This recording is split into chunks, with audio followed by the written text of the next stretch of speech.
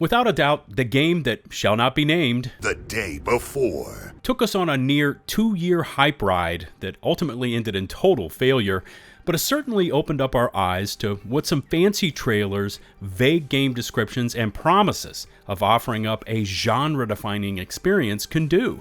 FNTASTIC rode that wave to perfection, and because of their rise to glory and ultimately failed efforts, we now start to look at other upcoming titles under the same microscope of skepticism. Welcome to the channel, it's LtBuzzLitebeer, and about 9 months ago, I worked up an entire video about this upcoming MMORPG, and I had it all ready to post, but times were different back then, and I decided to hold off on pushing it live. But looking back on it from then to now, there are so many similarities to The Day Before, it just felt like the time was right to revisit the topic. Remember to hit subscribe and ring the notifications bell to receive my latest upload alerts. Likes, comments, shares are of course greatly appreciated. And let's dive into this one.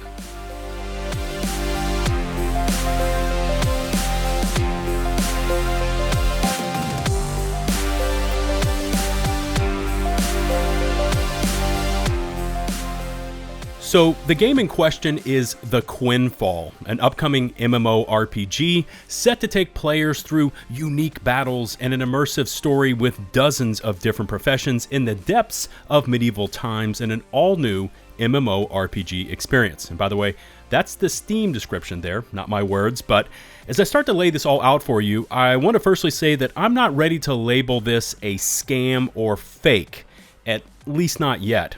But there are certainly a vast amount of symptoms and similarities to The Day Before and FNTASTIC, the now closed studio behind the development of that game. Which is a great place to dive into this topic, studios. FNTASTIC first appeared on the scene with their game The Wild 8, and not wanting to give the entire rundown of everything that has transpired here, but that game was generally received with positive reviews after entering early access in early 2017, and then FNTASTIC promptly sold the game to their publisher late that same year. Just a year later, they released The Dead Dozen, and they again abandoned that game and then moved on to the Radiant one, which was a very short mobile title, generally well received, but again, relatively unknown.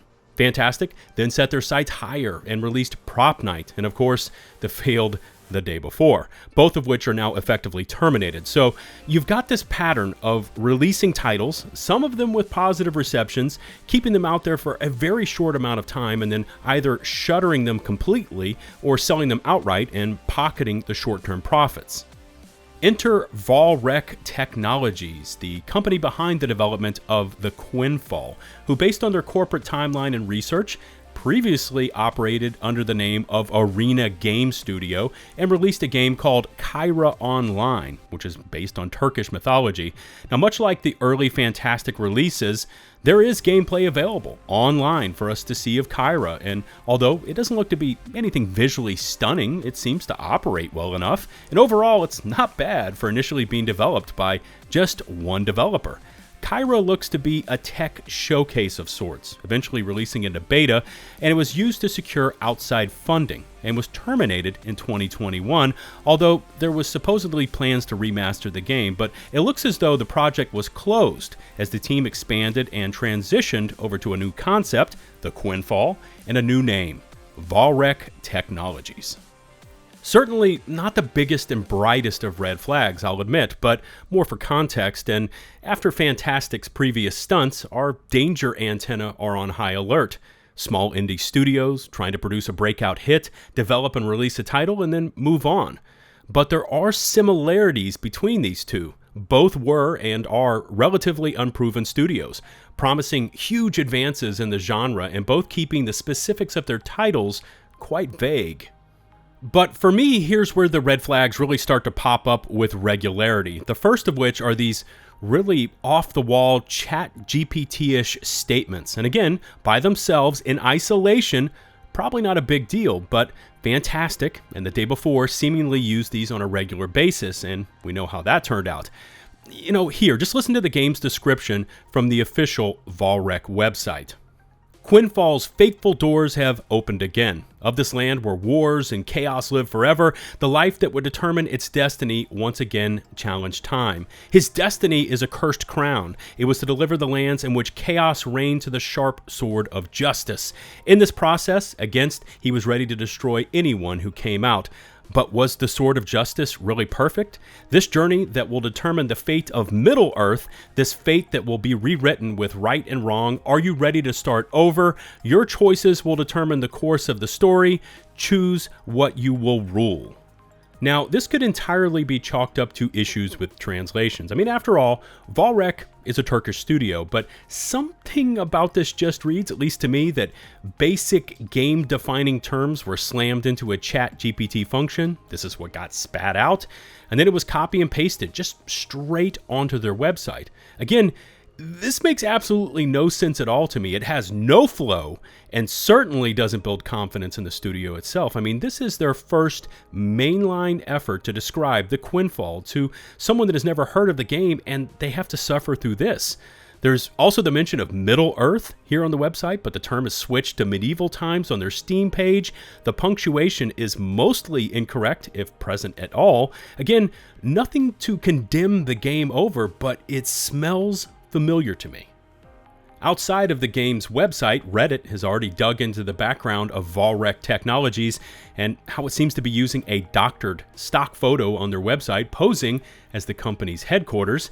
The company also seems to be located on the edge of a university campus, raising the question of how many of those supposed 50-some-odd employees at Vawraek are actually students, i.e. interns. Again, it has similarities to what we saw with FNTASTIC and how they were exposed to never have an actual studio in Singapore and were making extensive use of unpaid volunteers.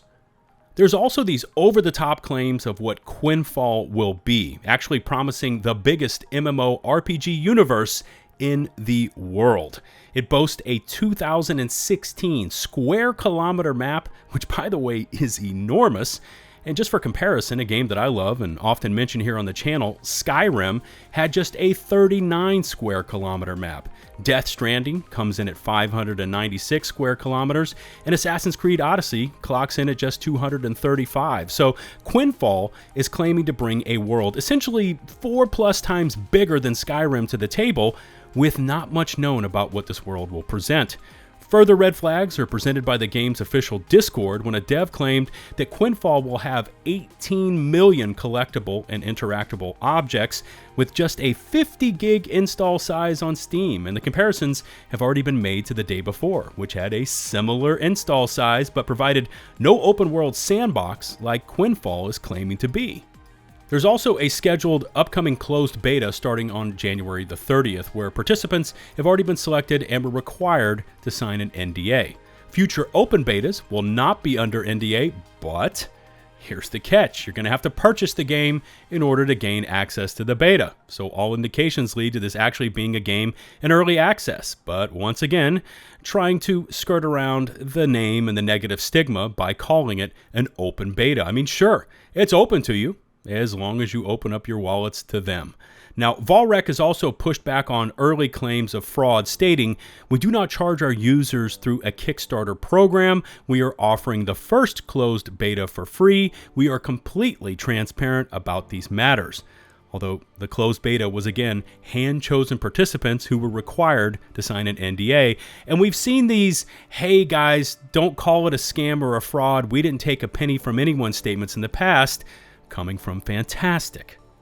Also, for the longest time, the game's Steam page listed Quinfall as releasing in 2023. Then it changed to releasing on January 30th, 2024, but has recently been updated to now show coming soon, with the closed beta being the January 30th date. Again, not the end of the world here. There are plenty of delays in the gaming industry, but hot off the heels of the day before, this all kind of hits home a little bit harder and raises suspicions just a little bit more, especially when you see this last bit. Because after you watch over this last Quinfall trailer, you can see it makes extensive use. I mean, one could argue complete and 100% use of store-bought Unity assets and in general, just pre-made assets. I began looking into this over on the Unity Asset Store, and within 10 minutes time, I found this Realistic Effects Pack 4, which is what the game uses for all the particle and elemental combat effects. You can see this Orcs pack showing here, which is basically all of the NPCs you do battle with, as seen throughout this trailer. I mean, these NPCs aren't changed in the slightest. And then this entire world called Elysium, which I had received a DM about months ago, can be found on Kitbash 3D, where you can purchase it for $199 and choose the engine you want it for. In this case, yes, you can get it for Unity. Now, making use of store-bought assets, again, is not a death sentence. I mean, PUBG did it, Dark and Darker does it, but what's important is how the core gameplay loop is assembled underneath.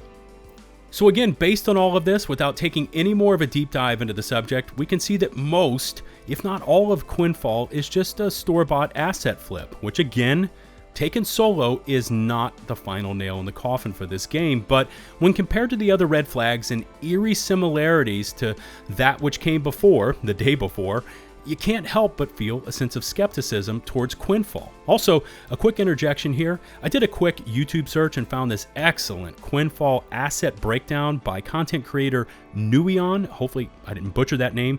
Link in the video description. And he really breaks down this trailer molecule by molecule and shows you exactly what assets were used and how much money was spent to obtain those assets. And this could explain how Vawraek Technologies, using their in-house AI and pre-made assets, are attempting to create this genre-defining MMORPG and has seemingly been able to develop their title in 3 years, whereas most AAA studios take twice as long. Taken as a whole, alarm bells are just ringing all over the place on the Quinfall, at least for me.